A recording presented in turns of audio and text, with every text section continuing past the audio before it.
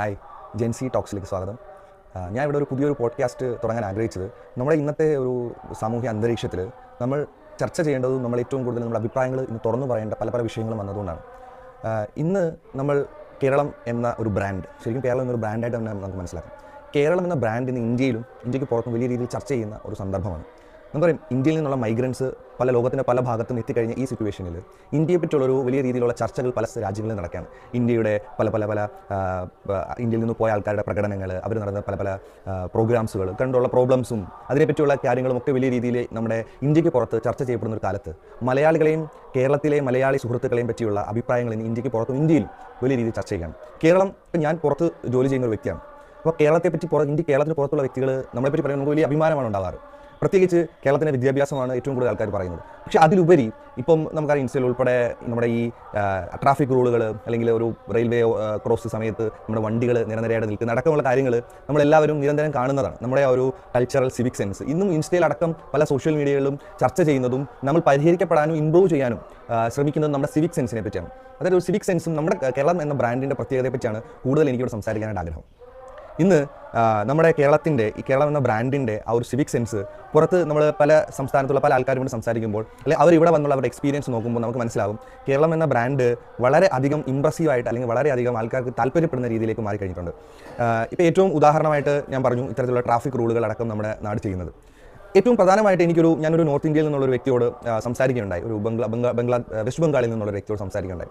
അപ്പോൾ ആ വെസ്റ്റ് ബംഗാളിൽ നിന്നുള്ള വ്യക്തി എന്നോട് പറയുകയുണ്ടായി, സൗത്ത് ഇന്ത്യയിൽ വലിയ രീതിയിൽ ലാംഗ്വേജ് അല്ലെങ്കിൽ ഭാഷാ അടിസ്ഥാനത്തിലുള്ള വലിയ പ്രശ്നങ്ങൾ നടക്കാറുണ്ട്. അതുകൊണ്ടാണ് ഞങ്ങൾക്ക് ആ സ്ഥലത്തേക്ക് പോകാൻ വലിയ ഭയം. അവിടെ ചെന്ന് എനിക്ക് ഹിന്ദി സംസാരിക്കുകയോ മറ്റോ ചെയ്ത് കഴിഞ്ഞാൽ നമുക്ക് അക്രമം നേരിടുകയോ അത്തരത്തിൽ എന്തെങ്കിലും പ്രശ്നം ഉണ്ടാവുകയോ എന്നൊക്കെ ചോദിക്കുകയുണ്ടായി.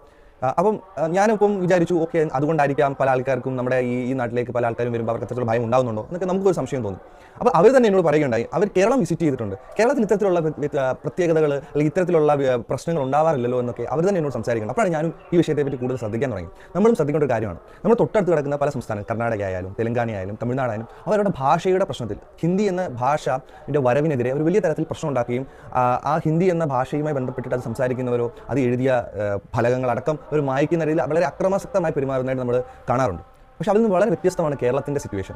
കേരളം എന്നും വളരെ പ്രത്യേകതയാർന്ന, വളരെ സിവിക് സെൻസിൽ, സാമൂഹ്യ അന്തരീക്ഷത്തിൽ, സാമൂഹ്യ ചിന്താഗതികളിൽ വളരെ മുന്നിട്ട് നിൽക്കുന്ന ഒരു സമൂഹമായിട്ടാണ് കാണാൻ കഴിയുന്നത്. എന്തുകൊണ്ട് നമ്മുടെ നാട്ടിൽ ഹിന്ദി എന്ന പാഠ്യപദ്ധതി അല്ലെങ്കിൽ ഹിന്ദി എന്ന ഭാഷയ്ക്ക് വലിയ രീതിയിൽ ഇവിടെ സംസാരിക്കുന്ന ഒരു ഭാഷ അല്ലെങ്കിൽ പോലും അതിനോട് ഒരു വെറുപ്പോ അവഗണനയോ നമ്മുടെ നാട്ടിൽ ഉണ്ടാവാറില്ല? എന്തുകൊണ്ടാണ് നമ്മുടെ നാട്ടിലുള്ള ആൾക്കാരെല്ലാം വളരെ അധികം ഇൻ്റലിജൻറ്റും ആ കാര്യങ്ങളെപ്പറ്റി കൂടുതൽ ഗ്രാഹ്യവും വിദ്യാഭ്യാസ യോഗ്യതയും അതിനെപ്പറ്റി അറിവുമുള്ളവരാണ്?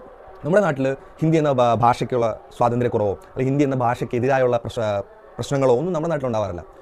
അതേപോലെ നമ്മുടെ നാട്ടിലേക്ക് വരുന്ന ഏതൊരു വ്യക്തിക്കും ആ വ്യക്തിക്ക് അർഹിക്കുന്ന ഉപരി സ്നേഹവും അവരോട് എല്ലാ രീതിയിലുള്ള പരിഗണനയും നമ്മുടെ നാട്ടിൽ ചെയ്യാറുണ്ട്.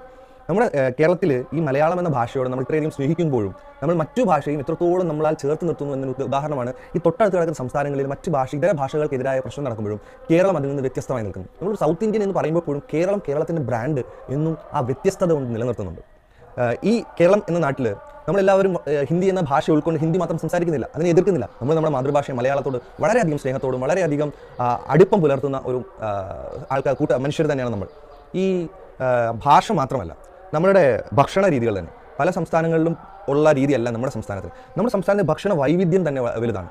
ഒരു മതത്തിൻ്റെയോ ഒരു ജാതിയുടെ അടിസ്ഥാനത്തിൽ ഒരു ഭക്ഷണത്തെയും നമ്മൾ വേർതിരിക്കാറില്ല. നമ്മൾ എല്ലാ ഭക്ഷണത്തെയും നമ്മൾ ഒത്തൊരുമിച്ച് അല്ലെങ്കിൽ അതെല്ലാം കൂട്ടിച്ചേർത്താണ് നമ്മൾ പോകുന്നത്. അതുകൊണ്ട് എല്ലാ ഭവനങ്ങളിലും എല്ലാ തരത്തിലുമുള്ള ബ്രേക്ക്ഫാസ്റ്റ് ആയാലും ലഞ്ച് ആയാലും എല്ലാ തരത്തിലുള്ള വ്യത്യസ്തമാർന്ന വിഭവങ്ങൾ ഒരുക്കുന്ന ഒരു നാടാണ് കേരളം. എന്നാൽ അങ്ങനെയല്ല മറ്റു സ്ഥലങ്ങളിൽ. അവർക്ക് അവരുടേതായ മത അടിസ്ഥാനത്തിലൊക്കെ ഭക്ഷണം വേർതിരിക്കാറുണ്ട്.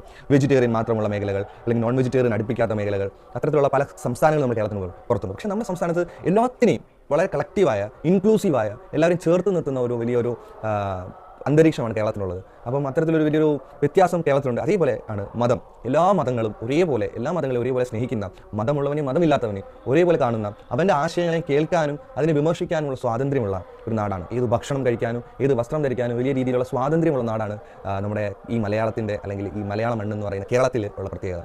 അപ്പം ഇത്തരത്തിൽ നമ്മൾ കേരളത്തിന് പുറത്തു പോകുമ്പോഴാണ് കേരളത്തെക്കുറിച്ചുള്ള കൂടുതൽ കാര്യങ്ങൾ അറിയാൻ കഴിയുന്നത്. പക്ഷേ അതിൽ ഏറ്റവും പ്രധാനമായിട്ട് എൻ്റെ അടുത്ത് പറയുന്നത്, നമ്മുടെ നാട് എത്രയോ പുരോഗമിച്ചാൽ പോലും നമ്മൾ പല കാര്യങ്ങളും തിരുത്തിക്കൊണ്ടിരിക്കുന്നുണ്ട്. അതാണ് നമ്മുടെ നാട് ഏറ്റവും വലിയ പുരോഗതിയുടെ ഏറ്റവും വലിയ ലക്ഷണം. ഇന്നും പല കാര്യങ്ങളെയും നമ്മൾ തിരുത്തുകയും നമ്മൾ പല കാര്യങ്ങളെയും ഉൾക്കൊള്ളുകയും തെറ്റായിട്ടുള്ളതിനെ തെറ്റായിട്ട് കാണുകയും വിമർശിക്കേണ്ടതിനെ വിമർശിക്കുകയും ഒക്കെ ചെയ്യുന്ന ഒരു നാടാണ് കേരളം. നമ്മുടെ നാടിൻ്റെ ഈ ഒരു പൈതൃകം, ഈ നാടിൻ്റെ ഒരു മഹത്തായ ഒരു രീതികൾ അതൊക്കെ എല്ലാവരും കൂട്ടായി അംഗീകരിക്കുന്ന, കൂട്ടായി സ്നേഹിക്കുന്ന ഈ കാഴ്ചപ്പാട്, ഈ ബ്രാൻഡ് നമുക്ക് ഒരുമിച്ച് എല്ലാവർക്കും വളരെ മികവുറ്റതാക്കാൻ പറ്റട്ടെ.